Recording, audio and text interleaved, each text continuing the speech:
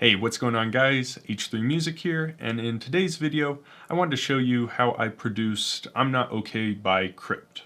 Originally, it was a free-for-profit beat I made, well, still is a free-for-profit beat I made, that you can go download on my website. I'll leave a link in the description to where you can download it and use it, so if you're an artist, check that out. And that's kind of the gist of it.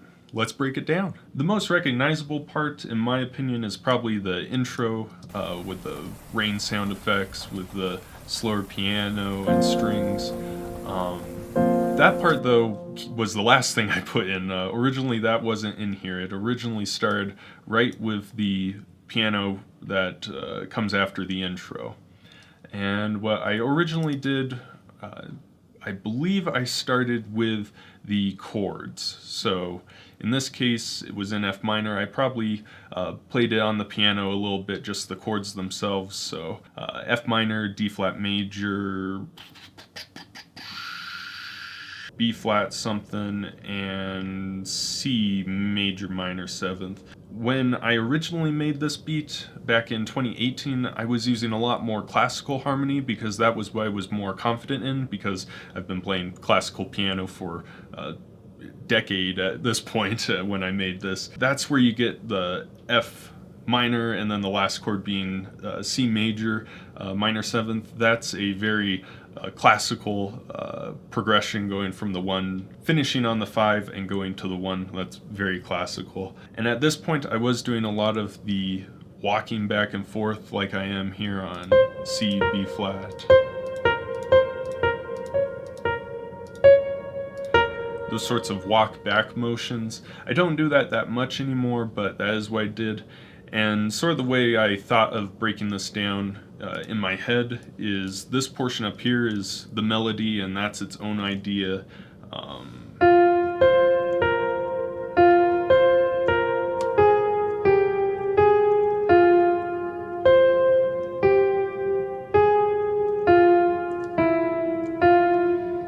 That portion of the piano is its own idea, it's the melody, it's completely separate from the rest. The next portion that I would consider a separate voicing would be this sort of walking back and forth motion,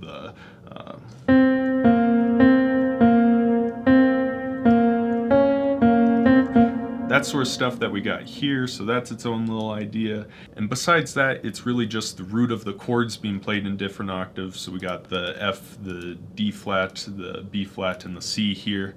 We also got all the way down here. And that's how I structured it in my mind and structured it here, is you have the different voices, you have the melody on the top, you have that sort of arpeggio walking back thing in the middle, and you have those root notes in the bottom bass playing those Fs, D flats, B flats, and Cs.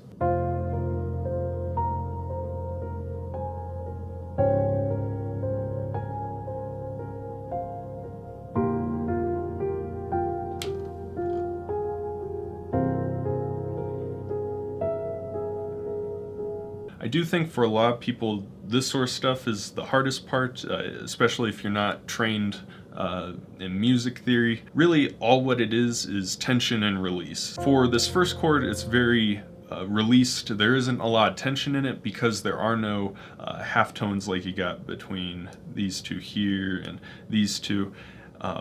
It's all very spread out, so there isn't a lot of tension. But on chords like this D flat major or this C major, there is a lot more tension, in this case from the A flat and the G, in this case from the D flat and the Cs. And so what happens is you want to release that energy and that tension into a different chord, such as the B flat in this case. And over here it's the same sort of story. This is why the harmonic scale is so good in this sort of instance, is because this tension between the F and the E makes you want to release to the F minor chord. That may have made no sense. I hope that made some sense to somebody. This cutting out of the high end I have before the drop, I do this sort of stuff all the time where I either pause it or I begin to cut out some sort of filtering of some sort before a drop. That's what I did here. I believe it's just a parametric EQ. All this EQ does is as it gets closer to the drop, it begins to cut out the high end. And then it releases right when the beat hits. I must have done probably the kicks next. I really have no method to placing kicks. Sometimes I put a bunch, sometimes I don't put a bunch. It's really just by ear. I don't have any sort of special secret to that sort of stuff. I do tend to put them whenever there's a new chord, and so in this case there was a new chord every 2 bars from the looks of it, and that is why there's a kick drum on the first bar, the third bar, the fourth bar, and the 7th bar. Those ones are necessary in my opinion in order to make the chord feel new. You know, that way it doesn't feel slidey, for lack of a better term. The next thing I would have added is the snare. With snares in this style, I'm super straightforward. I only put on the 3rd beat of every bar. If this was a slower beat, like 100 or below, I would most likely put them on every 2 and 4. So that would look something like that. So just to give you an idea. But with this sort of a beat where you wind more emotion out of it, and this is a sort of beat where it's right on the edge. Since I'm winding more emotion out of it, I keep them spread out more. If I was looking for a quicker beat, I would put them on the 2 and the 4, but for the emotion, I put on the 3rd every time. When it comes to open hats, I put open hats in everything. They usually have some sort of hold on them. What this is it means whenever the note is being held down, you hear the noise. So in that case, I held it the entire time, but when I'm just pressing it, it only holds for as long as it's held down. I like that a lot because what I'm able to do is put it, and so it gets cut off by the snare. And so in this instance, the snare would come on the 3. I have it getting cut off on the 3. So if you just hear the snare and the open hat, it sounds like this.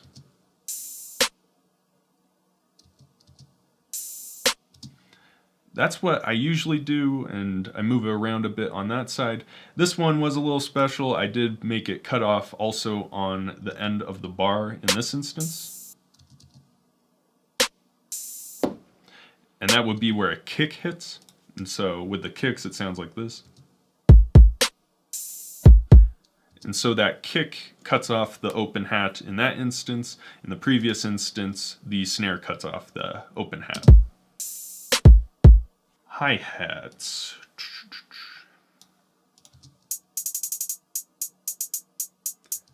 I tend to have a constant hi-hat and then just add fills in. I know some producers like to not have it constant, and I see that a lot. My style is more like this, where they're constantly hitting and then you have the fills throughout it. I put these all in by hand. I don't actually play them out.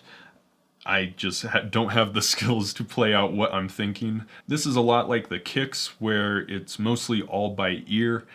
There isn't really any special sauce I put on this.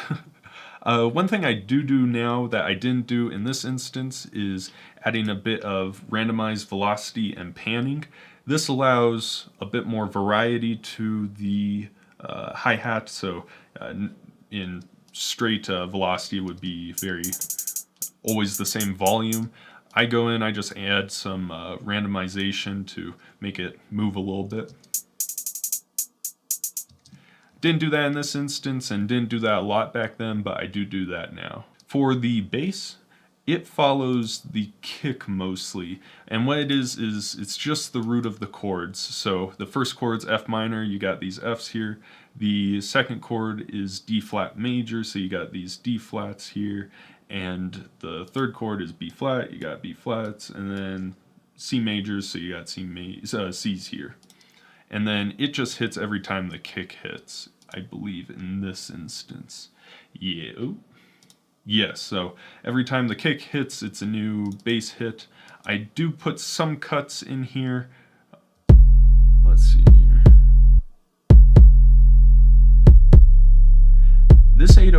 god awful. I don't. Back in the day, I used a lot of just 3x oscillator to make my basses, and I used some very god awful methods. It probably has sound goodizer. Yep, it has sound goodizer on it and blood overdrive. Now I would just get an 808 from r/drum kit, some drum kit to put on this. I would not suggest this method. This is pretty crappy. You'll learn a lot going through your old stuff.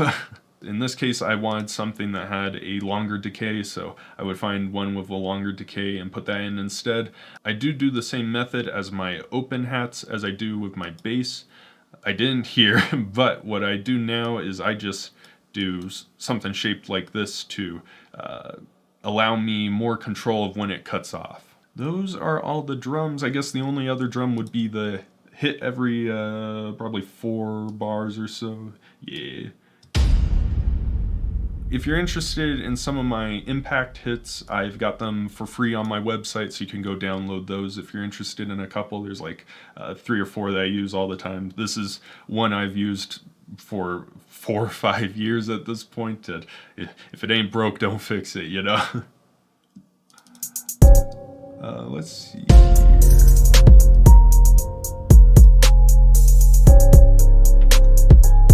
That gets you here. One thing that is not loaded up is the strings. Originally, I used Symphonic Orchestra, which is a cheaper plugin than the one I do now. Let me just put in the newer one. I do now use Albion 1 instead of Symphonic Orchestra. There's more options pretty much with Albion 1. The Symphonic Orchestra, from what I remember, did not have the pizzicatos, the spizzicatos. I don't speak I don't speak string instrument, but all of those sort of sharp noises that you have in NF songs, really. And so it was pretty much just legatos from what I remember, and I needed something with pizzicatos and all. Let's see here. I'm just going to switch these to legato.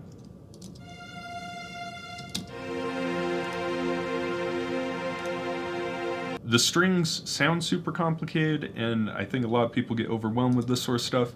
It's all just the notes of the chords that the piano are playing, but layered. And so it's just F minor with C on the top, a B flat on the top. That's part of that walking back and forth motion. Here it's the D flat and the C. That's also the walking back motion, but it's all over D flat. Here's B flat with the G, that's that walking back and forth motion. The C's walking back and forth motion. And then here is C major minor 7th. That's why it goes from F to E. That's that tension that we talked about earlier.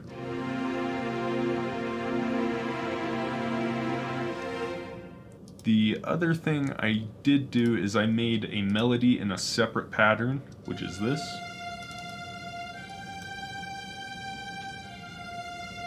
It's a super straightforward melody, just F, G, F, D flat, C, and D flat.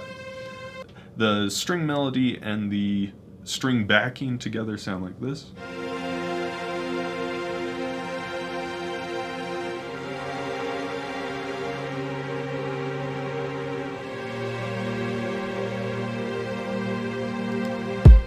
Okay. So, everything that we've talked about so far together sounds like this.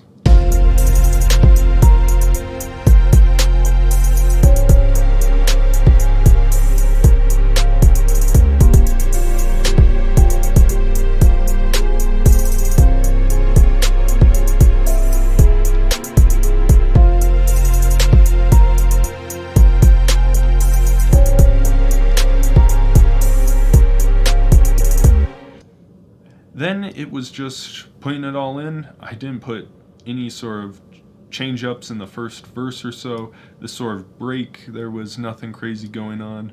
One thing it does appear I did do this sort of stop movement sort of thing, where you have this stuff hit a little early. I'll play that here.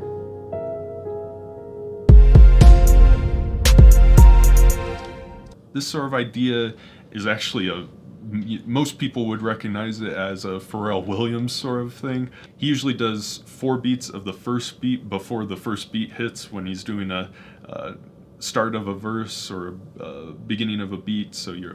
And then I do have this pause here to give it some tension and release. We mentioned that already when it comes to the harmony of the piano, but that's also true of removing and adding instruments to your beat, is that sort of tension and release idea. In this case, when you take out the instruments, you get a ton of tension, and then it's all released when the instruments come back in. So, and I also do that here. One thing I learned when it comes to producing is, originally I thought you had to add more and more in order for it to sound more tense and release more, but what I've learned over time is it's all about actually removing things. So at a certain point, things can only get so loud, but things can always get much more quiet.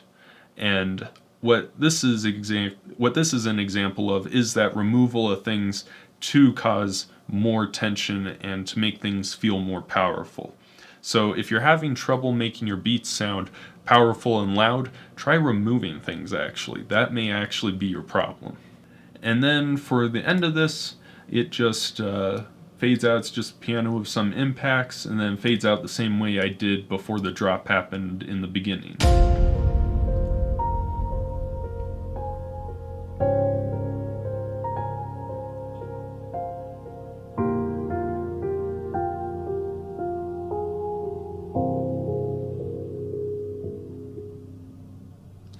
And that's pretty much the main meat and potatoes of the beat.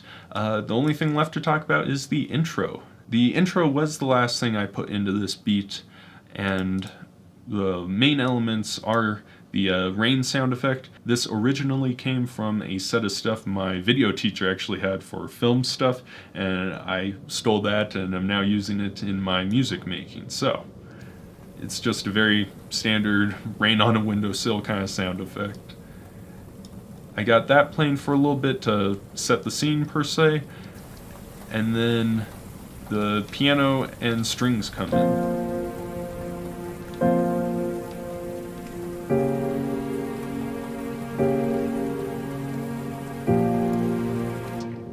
This is actually super straightforward. All it is the chords that we've already talked about with the piano and the string part, the F minor, the D flat major, the B flat minor, the C major minor 7th, and it's just playing those twice as just the chords, no melody, none of that arpeggiating back and forth thing, just the chords themselves, and there's some little changes here and there. This F goes to the E, this G goes to the A flat, and that's really it. And you just play that through. I believe the strings are similar. Yes, the strings, they don't, play every time the piano plays, but they hold those long legatos the entire time that the piano is being played. It does appear, when it comes to the string part, while they are all the notes of the chord, I slowly add one more and one more to make it bigger and bigger. So on the first chord, it's just the F here. And then by the second chord, it's both of the 2 notes of the chord. So by the third chord, it's 3, fourth is 4, and then 4. This looks like 5, 7 or so. And then 7 or so here also. So it just keeps on getting bigger and bigger just to add more dynamics and just to add more energy before it cuts off. And the cutoff is just a reversed impact before, so. And there's a ton of reverb on that. I don't know if I would add that amount of reverb now, but. Or I guess we're not going to hear anything.